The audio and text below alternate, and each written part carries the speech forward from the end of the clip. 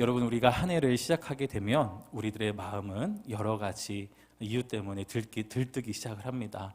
올 한 해 어떤 일을 해야 할까, 그 계획들을 세우느라 분주한 것 같아요. 오늘 1부, 2부 예배 때도 말씀으로 나눴듯이 하나님은 우리가 어떤 더 많은 것을 하기를 원하시는 것이 아니라 올 한 해도 하나님 안에서 더 바르게 살기를 원하시는 것이 우리를 향한 하나님 아버지의 마음인 줄 믿습니다. 우리가 오늘 잠언서의 말씀을 보면요, 이렇게 말씀을 합니다. 보호해야 할 온갖 것보다 너의 마음을 지켜라. 바로 거기서 생명이 나오니까 라고 이야기를 하고 계셔요. 우리가 지켜야 할 것, 그리고 보호해야 할 것이 있다면 바로 마음이라고 하나님은 말씀하고 있습니다. 이 마음은 곧 우리들의 심장을 가리키기도 하고 우리들의 내면을 의미하기도 하죠. 우리들의 마음을 지켜가는 일 참 중요합니다. 우리가 빌립보서 4장 7절의 말씀을 보면은 이런 말씀이 있어요. 모든 지킬 만한 것, 아무것도 염려하지 말고 다만 모든 일에 기도와 간구로 너희 구할 것을 감사함으로 하나님께 아뢰라. 그리하면 모든 지각에 뛰어난 하나님의 평강이 그리스도 예수 안에서 너희 마음과 생각을 지키시리라. 아멘. 마음과 생각을 지켜가는 영역은 나의 능력인 것 같고 또 나의 특별한 어떤 달란트인 것 같지만 말씀은 우리들에게 계속해서 이야기해 주십니다. 마음과 생각을 지키려면 그리스도 예수 안에 있어야 되고, 또 마음과 생각을 지키려면 기도로 늘 하나님과 호흡하는 삶을 살아가야 하지만 너의 마음과 생각을 지킬 수 있다라고 말씀을 해 주시는 거예요. 왜 마음을 지켜야 될까라고 생각할 때에 오늘 말씀은 그곳으로부터 생명이 나온다라고 말씀을 합니다. 그렇다고 한다면 생명이 나오는 마음은 어떤 마음일까요? 그 마음은 예수 그리스도로 충만한 마음인 줄 믿습니다. 하나님의 말씀으로 가득한 그 마음이 바로 생명을 피워내는 마음이다 라고 하는 것을 우리가 정리하면서 오늘 말씀을 시작했으면 좋겠어요. 여러분은 한 해를 시작하면서 또 기대도 있지만 마음 한켠에는 여러 가지 염려와 걱정이 우리 안에 또 자리 잡고 있음을 발견하게 됩니다. 왜냐하면 우리는 한 번도 살아보지 못한 시간을 앞두고 있기 때문에 그래요. 아브라함도요, 이제 하나님께 부르심을 받아 또 이제 가나안 땅을 향하여 또 일어설 때에 히브리서 기자는 이렇게 표현을 합니다. 아브라함이 갈 바를 알지 못하고 나아갔다라고 그 믿음을 정리하고 있어요. 어떻게 보면 우리들의 삶은 갈 바를 알지 못하고 나아가는 인생길인 것 같습니다. 그럼에도 불구하고 우리는 우리들의 미래에 대하여 알 수 없음에도 불구하고 계속해서 질문을 합니다. 내가 갈 바가 어느 곳에 있는지, 가야 될 방향에 대해서 계속해서 묻고요. 가야 될 방향에 대해서 계속해서 우리는 생각하며 그 시간을 또 준비해 나가고 있습니다. 그렇다고 해서 계획 없는 삶을 하나님이 말씀하시는 건 아니에요. 우리가 계획을 하지만 그 계획을 하나님께 올려드리며 하나님이 인도해 가시는 삶의 길을 걸어가는 것, 그것이 바로 우리가 걸어가야 할 믿음의 삶이라는 것을 아브라함의 인생을 통하여 우리들에게 보여주고 계시는 것이죠. 아브라함에게도 과연 그 마음에 불안이 없었을까요?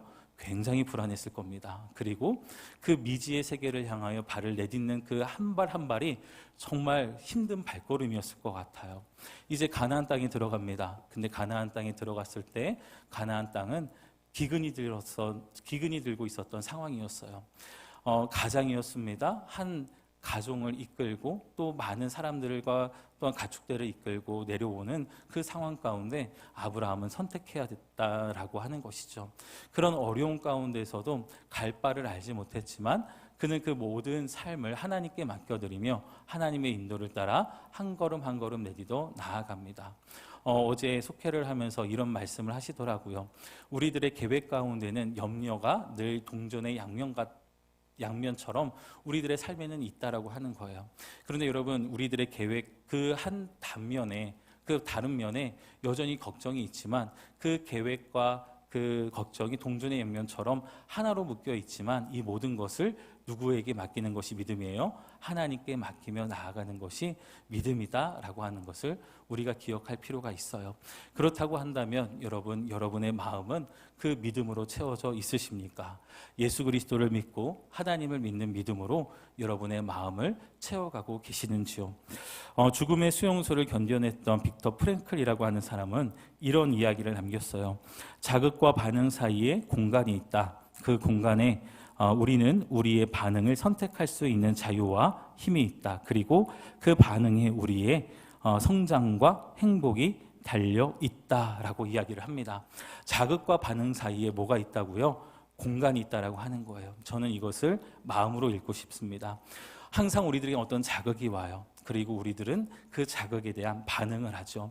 그런데 그 사이에는 그 자극에 대한 반응을 선택할 수 있는 마음의 공간들이 있다라고 하는 거예요.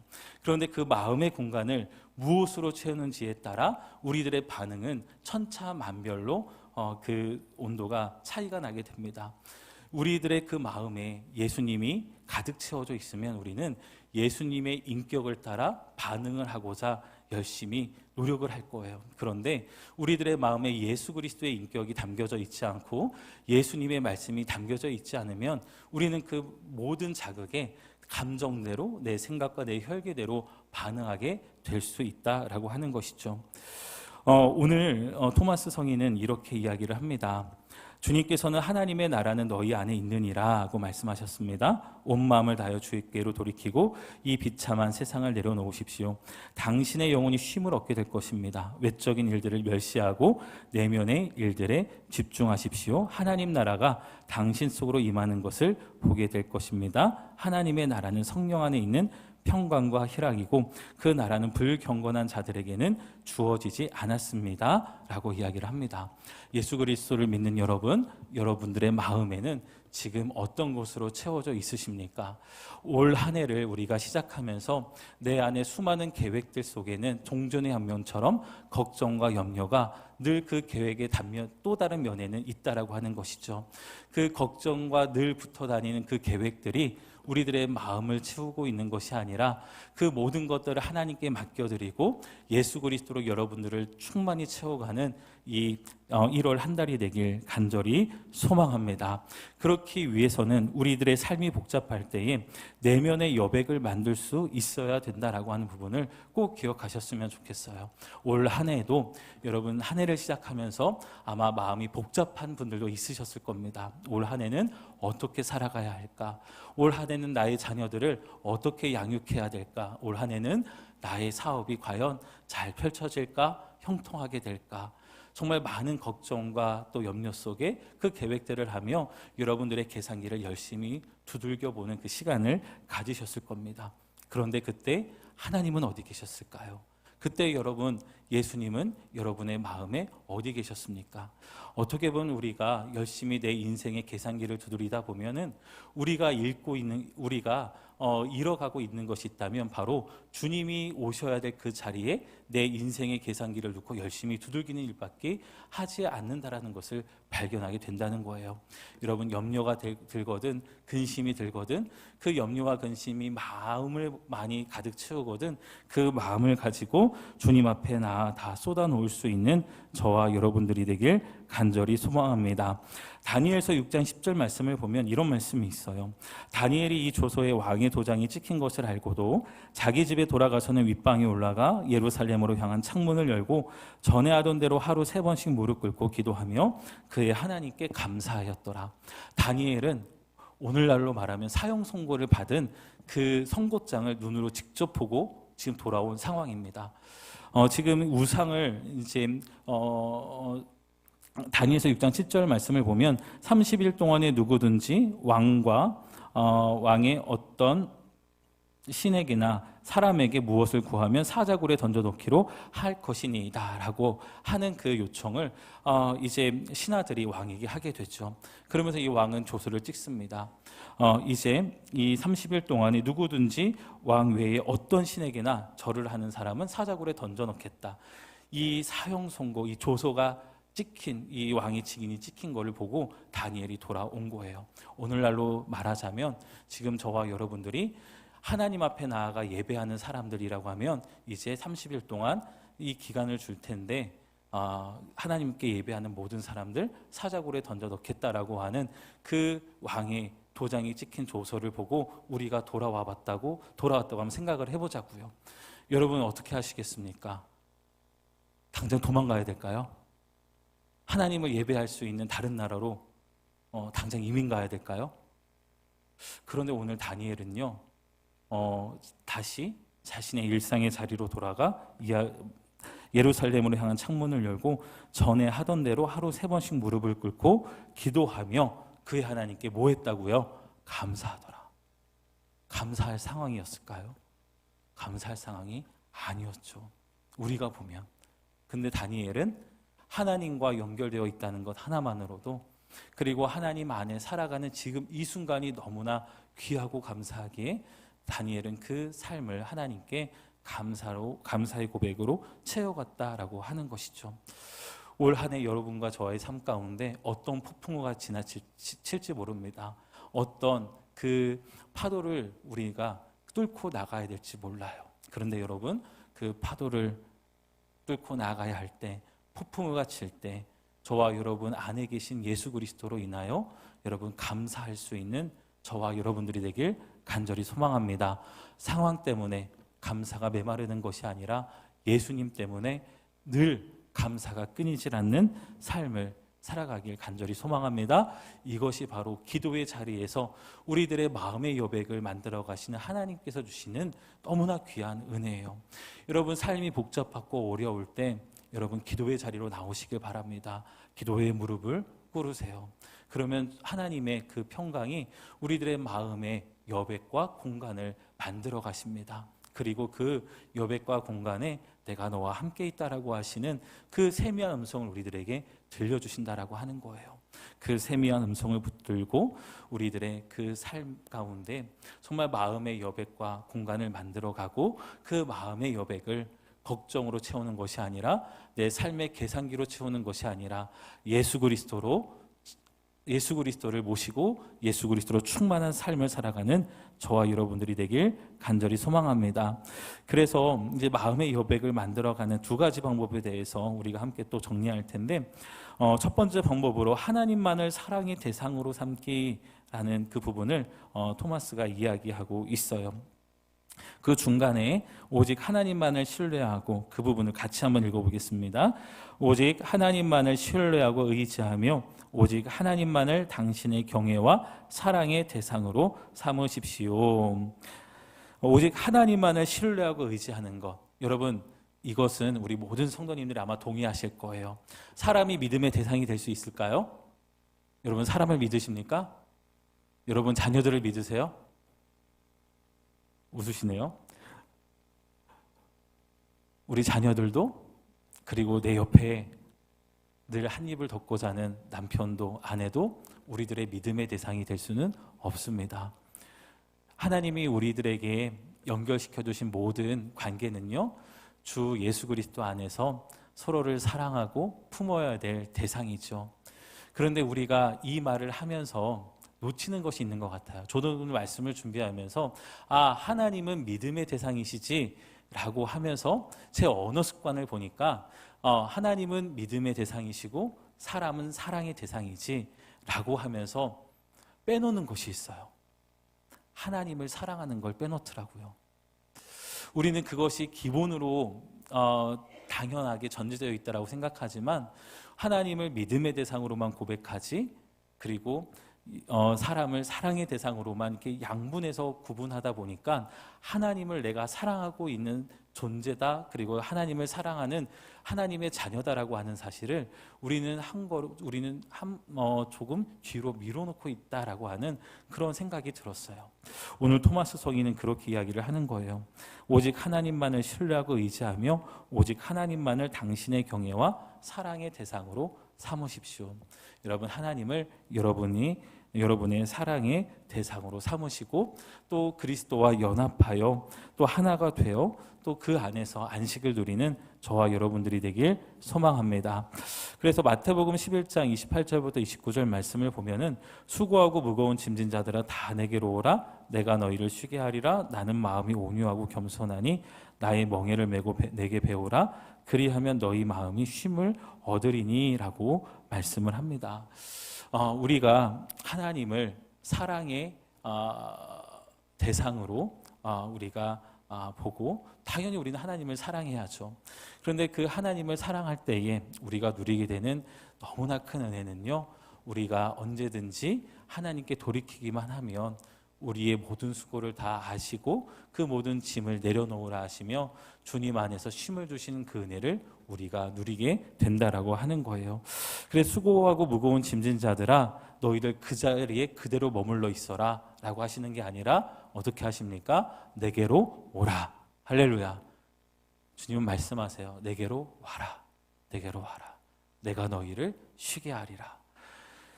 시편 55편 22절 말씀을 보면요, 내 짐을 여호와께 맡기라 그가 너를 붙드시고 의인의 요동함을 영원히 허락하지 아니하시리로다 라고 말씀을 합니다. 여러분 하나님 앞에 나올 때에 여러분의 모든 짐을 맡길 수 있는 올 한 해가 되길 간절히 소망합니다. 그런데 참 우리 예수님 좀 너무하신 것 같아요. 그렇게 수고하고 무거운 짐진 자들을 초대하셔서 짐을 내려놓으라고 하시더니 뭘 같이 매자고 하시죠? 멍에를 같이 매자라고 이야기를 하십니다. 나는 마음이 온유하고 겸손하니 나의 멍에를 메고 내게 배우라 그리하면 너희 마음이 쉼을 얻으리니. 우리는 나의 모든 짐을 다 내려놓았을 때에 마음의 쉼을 얻을 것 같은데요, 뭘 매야지만 마음의 쉼을 얻는다고 말씀하시는 거예요? 주님의 멍에를 함께 맬 때에 마음의 쉼을 얻을 수 있다라고 주님은 말씀하시는 겁니다. 여러분 마음의 공간을 만드셨다고 한다면 예수 그리스도로 충만한 그 삶을 도전하는 가운데 주님의 멍에를 함께 메고 정말 그 안에서 충만한 마음의 쉼을 얻고 누릴 수 있는 저와 여러분들이 되길 간절히 소망합니다. 주님의 멍에를 맬 때 왜 우리는 쉼을 얻을 수 있을까요? 여러분 멍에는 두 마리의 소를 같이 묶어 놓는 하나의 농기구죠. 그렇다면 우리는 늘 주님과 함께 걸어갈 수밖에 없습니다. 이것이 진정한 쉼이라고 하는 거예요. 예수님과 함께 걸어가는 것, 예수님과 동행하는 삶을 사는 것, 이것이 바로 우리들이 누리게 되는 천국의 쉼이다라고 하는 것을 주님은 우리들에게 말씀해 주고 계십니다.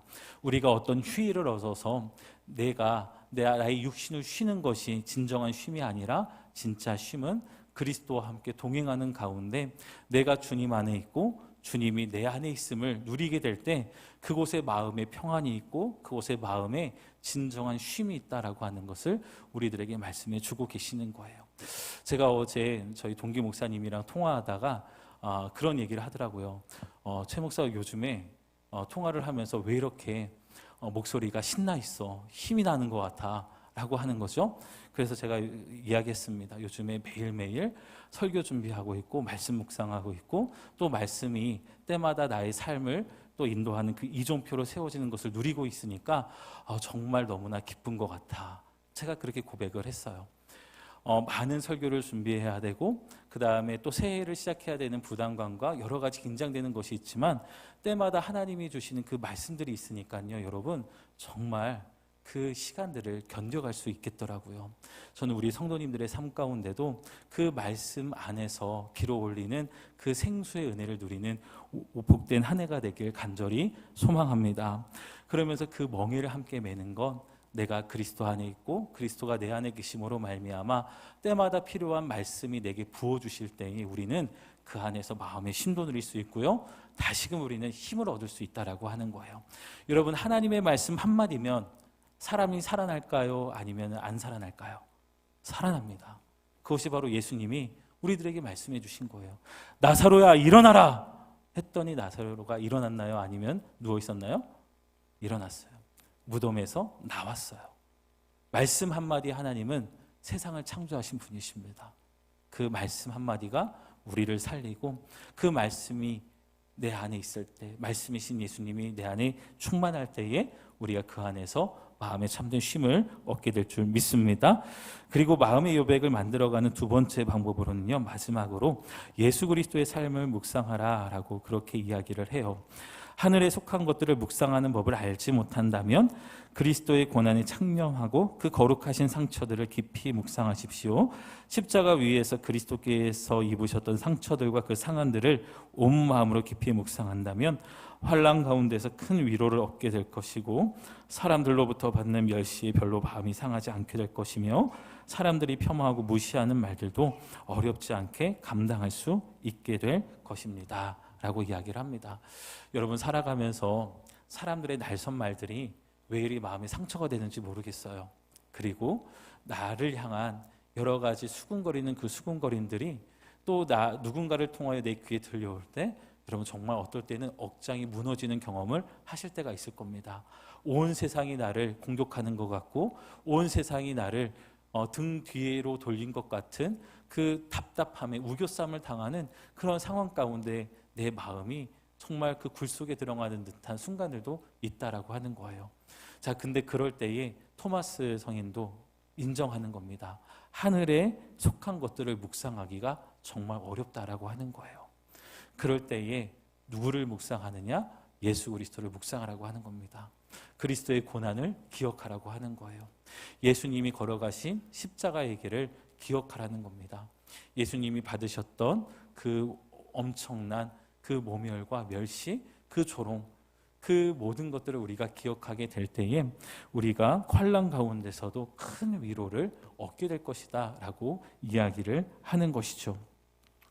예수님의 마음속으로 들어가서 조금이라도 그의 불타는 사랑을 맛보았다면요, 이제 우리들을 향한 어떠한 그런 비난의 화살도, 비방이나 수모도 우리들에게 전혀 문제될 것 없다라고 이야기를 하는 겁니다. 여러분, 디모데후서 2장 8절 말씀을 보면 내가 전한 복음대로 다윗의 씨로 죽은 자 가운데서 다시 살아나신 예수 그리스도를 기억하라라고 권면합니다. 여러분, 우리는 문제만 묵상하는 사람들이 아닙니다. 우리는 누구를 묵상하는 사람들이에요? 예수 그리스도를 묵상하는 사람들입니다. 예수 그리스도를 기억하는 사람들이에요. 내 삶이 힘들고 어려울 때 주님을 기억하십시오. 그리고 내가 주님을 위하여 어떤 고난과 비방받는 자리에 서게 될 때에 주님이 받은 수모와 그 비난을 우리가 기억했으면 좋겠습니다. 주님은 정말 말할 수 없는 수모를 겪으면서 그 십자가의 길 걸어가셨어요. 그럼에도 불구하고 주님은 그 길을 기꺼이 가시고 마침내 십자가에서 우리의 모든 죄를 다 용서하셨습니다. 오늘 주일 2부 예배 말씀을 나누면서 제가 그런 말씀을 드렸어요. 우리가 함께 연결되어 지어져가는 공동체의 비전을 향해 나아가게 될 때에 그 연결됨이 참 힘듭니다 라고 말씀을 드렸습니다. 우리는 누군가는 연결되어야 되고 누군가는 되지 말아야 된다라는 내 안에 여러 가지 판단과 기준들이 있다라고 하는 거예요. 그런데 예수님은요, 그 모든 판단과 기준을 내려놓으시고 우리 이 인류의 모든 사람을 구원하시기 위하여 십자가에 달려 돌아가셨습니다. 하나님과 우리 사이에 갈라져 놓았던 그 모든 것들을 회복시키고자 주님은 자기의 몸을 찢으셨고 자기 모든 것들을 부어주셨어요. 그래서 하나님과 우리 사이를 연결시켜 주셨습니다. 우리가 예수 그리스도 안에서 서로 연결되어 간다는 것은요, 이렇게 찢어지는 마음도 있어야 되고요, 그리고 나의 전부를 쏟는 그 마음의 내어놓음도 분명 필요하다라고 하는 거예요. 그런데 그런 연결을 통하여 그리스도의 몸된 교회는 자라간다라고 하는 것입니다. 여러분, 예수 그리스도의 삶을 계속해서 기억하시길 바랍니다. 내가 너와 함께 할 수 없음을 이야기하고 계속 그것만 생각하기보다 너와 내 안에 누가 서 계시다는 거예요? 예수님이 서 계십니다.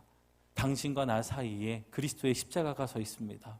예수님이 우리를 그렇게 십자가에서 다시 연결시키셨던 나 역시 나의 그 모든 생각과 나의 자존심을 내려놓고 당신과 연결되기를 원합니다. 당신과 사랑으로 함께 주의 성전이 되어가기를 원합니다 라고 하는 마음으로 그 작은 연결을 도전하는 저와 여러분들이 되길 간절히 소망합니다. 예수님을 생각할 때 우리는 한 걸음 더 내디딜 수 있고요, 예수님을 생각할 때 우리는 한 걸음 한층 더 성장해 갈 수 있습니다. 저와 여러분들의 올 한 해의 내면의 삶이 예수 그리스도로 충만한 삶이 되길 주님의 이름으로 축복합니다. 그래서 예수님께서 충만하신 가운데 자극과 반응 사이에 그 공간이 예수님의 인격이 드러나고 예수님이라면 어떻게 하셨을까라는 질문을 통하여 예수님이라면 하실 만한 그 삶을 우리의 삶을 통하여 이루어갈 수 있게 되길 주님의 이름으로 축원을 드립니다.